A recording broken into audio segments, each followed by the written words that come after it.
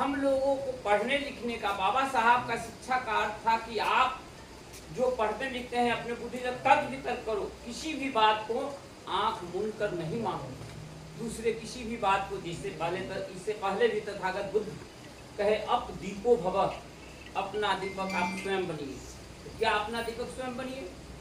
तो आप किसी बात पर आपके अंदर जो बुद्धि है, जो बुद्धि विद्यमान है, उसके आधार पर तर्क वितर्क कीजिए कि सही क्या है और गलत क्या है। लेकिन हम लोग कोई तर्क वितर्क नहीं करते हैं, आंख मूंद कर चल देते हैं। ये खास करके अंधविश्वास में तो हमारी माँ बहनें ही अधिक ये है, जड़ वहीं से हमारे परिवार में आता है। पुरुष तो कुछ बाहर भीतर गए सुनी हाथों से कुछ हो जाते हैं, लेकिन घर में जाते हैं तो हमारी महिलाएं उसको इतनी हुआ पाखंड में टूटी हुए, पाखंड में जिसका कोई हिसाब नहीं। पति के उम्र के लिए क्यों पर्व करती है? अभी करवा चौथ करती है। क्या भाई, तो ये हम पर्व करते हैं तो हमारे पति का उम्र बढ़ेगा, ठीक है, पति का उम्र बढ़ेगा और आपका क्या हो? आज तक किसी बहनों ने जो बतलाने आया है कि ये पर्व करने से तुम्हारे पति का ये होगा, उम्र बढ़ेगा, तो वो उस आदमी से प्रश्न नहीं कर पाई है हमारी बहनें, चाहे कितनी पढ़ी लिखी क्यों न है, कि कोई भी ऐसा बताओ कि जब पत्नी करेगा पर्व तो पति का उम्र बढ़ेगा। तो कौन सा पर्व है जो हमारे पति करे हमारा भी उम्र बढ़े? क्योंकि दोनों तो जीवन का दोनों समान गाड़ियां हैं, गाड़ी के चक्के हैं, तो दोनों गाड़ी के चक्के को न चलना चाहिए। एक ही चक्का आगे बढ़े ये वो पीछे रहे, तो ऐसा प्रश्न ही नहीं करता। क्यों? जानकारी। कोई भी ऐसा पर्व नहीं बना है जो पुरुष करे, सारा पर्व महिलाओं को ही करना है। क्यों? ये पढ़ने लिखने का क्या फायदा? ये प्रश्न होना ना चाहिए कि आखिर क्यों? और आप ऐसे पर्व करेंगे तो हमारा उम्र कैसे बढ़ेगा? अगर हमारी पत्नी अपना मोबाइल चार्ज में लगाई हुई घर पर, तो क्या है मेरा मोबाइल यहाँ चार्ज हो रहा होगा? होता है? नहीं होता। तो फिर पत्नी जो उम्र पर्व करेगी तो पति का उम्र कैसे बढ़ेगा साहब? यही हमारी मूल समस्या है, यही हमारी अज्ञानता का पहचान है साहब। हम लोगों को ये तो हम लोग क्या करते हैं कि समाज में ऐसा नहीं है, सर बोले कि लिखे पढ़े चीजें को हम लोग पढ़े हैं हमारे को, तो मूल जो जानकारी है, सामाजिक जो जानकारी है, शिक्षा, अभी बगल में चर्चा भी हो रही थी, तो हमने बताया कि हम लोग तमाम जो लोग बैठे हैं उसमें बहुत सारी डिग्रियां भी सब लोगों के पास होगी, और कुछ लोग ऐसे भी होंगे जो मजदूर होंगे, या मजदूर नहीं होंगे तो कोई बिजनेस करते होंगे।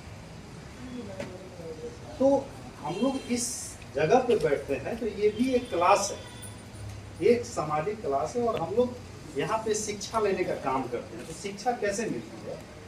तो शिक्षा या तो पढ़ने से, जो स्कूल कॉलेज गए हैं उसको शिक्षा मिला, या तो जो अच्छे संगति में रहा उसको शिक्षा मिला, या किसी संगठन से जुड़ के रहा उसको शिक्षा मिला। ये शिक्षा ही है, ऐसा नहीं है कि हम लोग फालतू के बैठे हैं।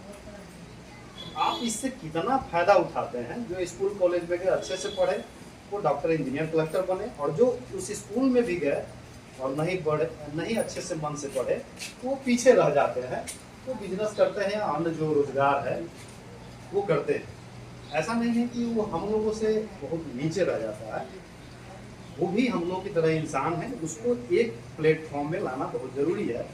उसी एक प्लेटफॉर्म में लाने के लिए वामसेक एक संगठन है जो हम तमाम लोगों को शिक्षित करने का काम करते हैं। जैसे अगर शिक्षा मिलेगी हम लोगों ने सोचा था, लेकिन ये सपना कितना पूरा हुआ? हमारा जो संविधान लिखा गया कि हर व्यक्ति को बराबरी मिले, हर व्यक्ति को समानता मिले और जीने का अधिकार इज्जत के साथ सब कोई जिए, औरत हो चाहे मर्द, औरत भी एक वोट डाल सकती है, पुरुष भी एक वोट डाल सकता है। ये हम लोगों का सपना था, कितना पूरा हुआ। और हम लोग देखते हैं ये जो भारत के बारे में हम लोगों ने जो सुना है, पढ़ा है, भारत ऐसा देश है जिसमें अलग अलग संप्रदाय, अलग अलग धर्म, अलग अलग जाति, अलग अलग वेशभूषा, भाषा हमारे देश का है। लेकिन संविधान ने ऐसा पिरोया गया कि एक माले की तरह सबको इज्जत मिले, सब अपने धर्म को मना सके और इज्जत के साथ जी सके, सम्मान के साथ। हमारे प्रोफेसर साहब ने एक बात कहा कि जैसे बोले ना, पॉलिटिकल चेंज के लिए हमारे देश में बहुत सारे संगठन हैं। मजदूरों का संगठन है, किसानों का संगठन है, महिला संगठन है, जजों का संगठन है, वकीलों का संगठन है, डॉक्टरों का संगठन है, पुलिस डिपार्टमेंट का संगठन है, छात्रों का संगठन है, बहुत सारे संगठन हैं। लेकिन अगर कहें पुलिस यूनियन तो पुलिस के भलाई के लिए, छात्र यूनियन छात्र के भलाई के लिए, अलग अलग जाति का संगठन अपनी अपनी जात की भलाई के लिए। तो हम लोग जो एक संविधान में जो लिखा है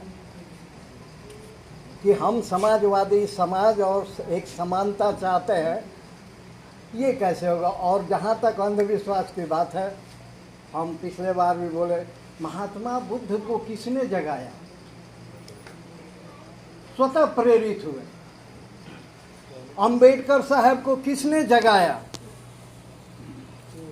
और इसके साथ ही सावित्रीबाई फुले, ज्योतिबा फुले, कबीर, बहुत सारे हमारे देश में ऐसे लोग हैं जो भगवान के, उसी वैशाली से भगवान महावीर और जैन धर्म चला।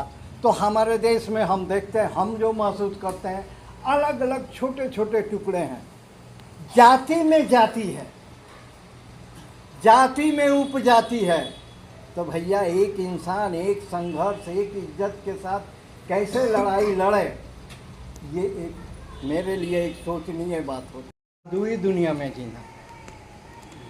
और दूसरा बात कहता है, ऐसे लोग कभी समाज में क्रांति नहीं करते जो किसी तीसरी शक्ति पर निर्भर रहते हैं और कल्पना करते हैं।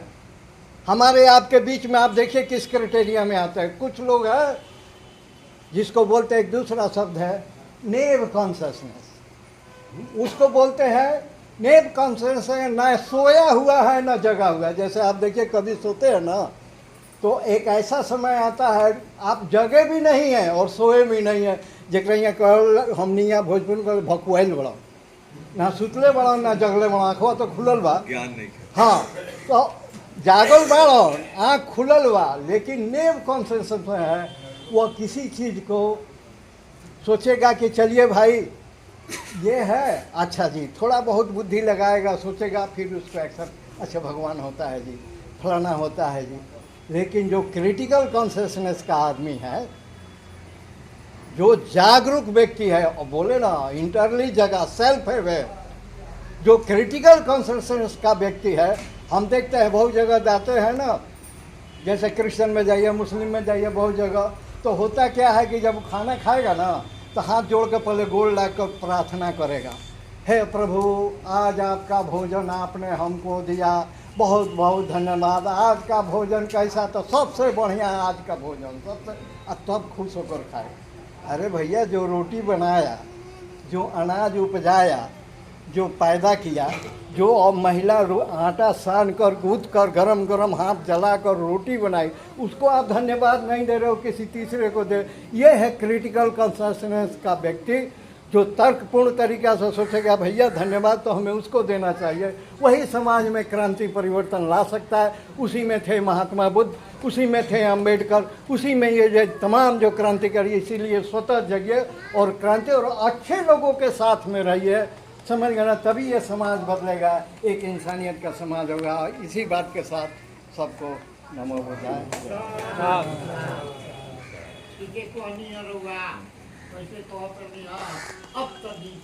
ऐसा भक्त नहीं, अंधविश्वास में कहीं सर झुके बनना ऐसा भक्त नहीं है। सर तान कर बैठो, ऐ भारत के मूल निवासी, सर झुकाने का वक्त नहीं। तो इसके बाद थोड़ा सा माहौल को क्या कहते हैं उसको रंगीन करने के लिए एक मैंने बुद्ध गीत लिखा है, उसको मैं प्रस्तुत करने जा रहा हूँ। गौर फरमाएंगे। बोध धम्मी को सोना लगे, बोध धम्मी को सोना लगे, बोध धम्मी तो सोना लगे, और धर्म जो सोना लगे। स्वयं खून की जिसे रक्त से होती तृप्ति, वह कैसी कल्याणी है जो भक्षक कर देती है। सोचो सोचो आंखें खोलो, डोल रहा गलिरा का चरखा, कहाँ उमंगे लहराती हैं हुए बिना सावन की वर्षा। अरे बाभन तो है निपुण कसाई, बाभन तो है निपुण कसाई, चाँद रहे हैं दूध मलाई, अब पोथी पत्रा के चंगुल में दुनिया भर को दिया फंसाई। घर का संकट छोड़ पुष्टि, नकली पत्थर असली दुर्गा। घर का संकट छोड़ पुष्टि, नकली पत्थर असली दुर्गा। अठार रही दिल पर गंगा जल धर के नर को समझ के। लास्ट में पंक्ति फरमाना चाहूंगा, बीच में कुछ नहीं बोलूंगा। जब तक ना समझी है जग में चलता रहेगा उनका चक्कर, हो ना ना। जब तक ना समझी है जग में चलता रहेगा उनका चक्कर। मेहनत बस भूखे करतेंगे, वे नित चाहेंगे जी सकते। दुख न मिटेगा जब तक तब तक पूज्य रहेगी नकली दुर्गा। दुख न मिटेगा जब तक तब तक पूज्य रहेगी नकली दुर्गा। सुख बरसेगा उस दिन जिस दिन पूज्य बनेगी असली दुर्गा। यहाँ सभी लोग पढ़े लिखे बैठे हुए हैं, मुझे ज़्यादा समझाने और बताने की आवश्यकता नहीं है। और इनकी सारी बातें समाज सुधारने के लिए इन्होंने जो कही, वही बातें तरह तरह से भिन्न भिन्न तरीके से हमारे महापुरुषों ने, आने वाले जितने भी महापुरुष आए, कबीर आए, रैदास जी आए, ज्योतिराव फूले आए, पेरियार साहब आए, जितने भी महापुरुष आए, सारे के सारे महापुरुषों ने जगदेव बाबू तक बुद्ध की बातों को ही कहा है। कोई दूसरी बातें नहीं है, कहने का तरीका अपना अपना रहा है। बुद्ध ने मतलब ऐसे तो सारी बहुत बात कहे, लेकिन दो बातें मुझे बहुत अच्छी लगती है। एक है कि जानो तब मानो। कोई बात इसलिए नहीं मानो कि वो बोल दिया तो हम मान लिया, तर्क नहीं कर रहे हैं, बिना तर्क के मान लिया। ये बातें बुद्ध की मुझे बहुत अच्छी लगती है कि जानो, पहले तर्क करो, तथ्य तक तर्क की कसौटी पर कस के देखो, सही है गलत है, अपने दिमाग से अपना दिमाग अप्लाई करना है, तब उसको हम मानेंगे। दूसरी बात उन्होंने कही थी कि कोई भी व्यक्ति जन्म से महान नहीं होता है। कोई भी व्यक्ति पैदाइशी महान नहीं है, बड़ा नहीं है। कोई जन्म से महान नहीं होता है, कोई बड़ा नहीं होता है। अगर कोई व्यक्ति महान होता है तो वो अपने कर्मों से होता है। कास्ट के लोग इस गैर बराबरी को खत्म करें तो वो नहीं कर पाएंगे। क्यों नहीं कर पाएंगे? क्योंकि किसी भी व्यवस्था को खत्म करने के लिए, बदलने के लिए कम से कम 35 से 40% पॉपुलेशन का एक विचार के लोग होना जरूरी है। 35 से 40% एक विचार के लोग जब होंगे तब कोई बड़ी समस्या, जो सामाजिक समस्या है, वो उसको खत्म किया जाए। हमारे लोग क्या कर रहे हैं? SC/ST एम्प्लॉय एसोसिएशन बनाते हैं, कोई OBC का पेशेवर कर्मचारी संघ बनाते हैं। ये सारे अलग अलग हैं। इनको पता नहीं है कि हमारी SC/ST के जो 100% पॉपुलेशन है वो 22.5% है। अभी वर्तमान में गणना हो तो 1-2% वो बढ़ेगा, ज़्यादा नहीं। मान लिया कि वो 25% ही हो गया। हमें व्यवस्था परिवर्तन करने के लिए मिनिमम 35 से 40% एक विचार के लोग चाहिए। है कितना? 22.5 से 25%, मतलब फेल है। ये दिन रात मेहनत करके भी एकजुट करने का काम करेगा तो संपूर्ण जो है व्यवस्था का परिवर्तन नहीं कर सकता। थोड़ा बहुत कर लेगा, लेकिन जो संपूर्ण व्यवस्था है हमारे सारे समाज के लोगों के साथ भेदभाव खत्म हो जाए, वो करने में सक्षम नहीं है। अब रही बात ओबीसी का, ओबीसी का पॉपुलेशन 52 से 56% के बीच में है। 52 से 56% के लोग एकजुट हो जाए, आज एकजुट होंगे, कल समस्या का समाधान कर देंगे। वो अपना भी कर लेंगे और SC/ST का भी कर देंगे। लेकिन हमारे जितने महामानव है उन्होंने कोशिश किया, कोशिश करने के बाद देखा कि 50% से ज़्यादा लोग एक विचार के लोग नहीं होते हैं। तो उस हिसाब से 52 से 56% का आधा होता है 26 से 28%। 26 से 28% है, हम काफी मेहनत किया, 50% जुड़ भी गया, जुड़ने के बाद आता है 26 से 28%, चाहिए 35 से 40%, ये भी फेल है। ये भी व्यवस्था परिवर्तन करने में सफल नहीं है। अब ये हो रहा है कि इतना जब हम लोग एक्सरसाइज कर लिया, एक्सपेरिमेंट कर लिया, फिर हम वही काम में क्यों लगे हुए हैं? अभी हमारे एक साथी ने कहा कोई इंजीनियर का एसोसिएशन बनाए हुए हैं, कोई डॉक्टर का बनाए हुए हैं, कोई अफसर का बनाए हुए हैं, कोई प्रोफेसर का बनाए हुए हैं, कोई चतुर्थवर्गीय कर्मचारी का बनाए हुए हैं। सब के सब बना के क्या लिखते हैं? कर्मचारी कल्याण संघ, SC/ST एम्प्लॉइज वेलफेयर एसोसिएशन, पिछड़ा वर्ग कल्याण संघ, कर्मचारी संघ, ये सब लिख रहे हैं। यदि पिछड़ा वर्ग कर्मचारी का कल्याण करना चाहते हैं, जो इनकम टैक्स पेड कर रहा है, जिसकी सैलरी लाखों रुपया है, उसका भी कल्याण नहीं हुआ है क्या? तो वहाँ उस कल्याण संघ को बना करके वहाँ समाज का काम नहीं हो रहा है, वहाँ कर्मचारी के लिए लड़ाई लड़ी जा रही है। उनका प्रमोशन होना चाहिए, उनका अच्छा पोस्टिंग होना चाहिए, उनका वेतन बढ़ना चाहिए, मतलब पे बढ़ना चाहिए, इसके लिए आंदोलन चला।